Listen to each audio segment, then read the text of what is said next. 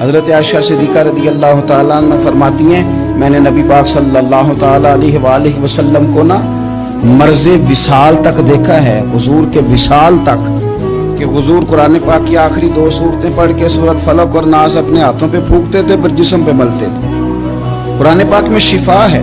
अब तो लोगों ने दम दुरूद को ना इसको बड़ा हल्का सा काम समझ लिया। वैसे भी ये आमलों के हथे चढ़ गया, मलंगों के हथे चढ़ गया, कारोबार बन गया, तजारत बन गई। वरना कुरान पाक की आयात पढ़ी जाएं तो हुजूर ने फरमाया सूरह फातिहा में शिफा है, इसमें करम है।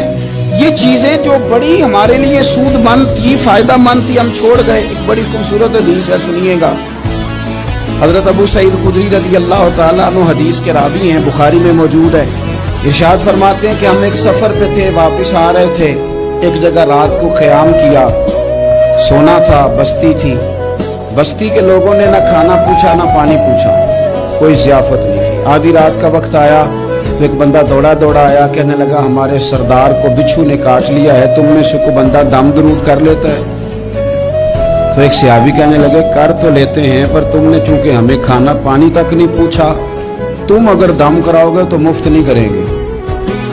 बुखारी पढ़ रहा हूं, पैसे लगेंगे। कितने पैसे? बकरियों का एक रेवड़ पूरा। शारहीन ने लिखा 40 बकरियां।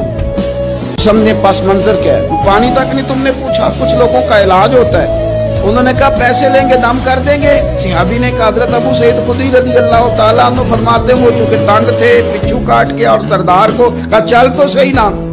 वो सहाबी गए, सूरह फातिहा पढ़ के दम किया, और हदीस बुखारी से मैं आपको दिखाऊंगा। लोग कहते हैं दम किधर से आ गया? बुखारी पढ़ रहा हूं, सही बुखारी। शिफा तो अल्लाह ने देनी है ना, रब करीम ने शिफा दे दी। बकरियां ले ली, आ गए जहां आराम कर रहे थे उस जगह। सहाबा में इख्तलाफ हो गया, कुछ कहने लगे बकरियां लेनी चाहिए थी, कुछ कहने लगे नहीं लेनी चाहिए थी।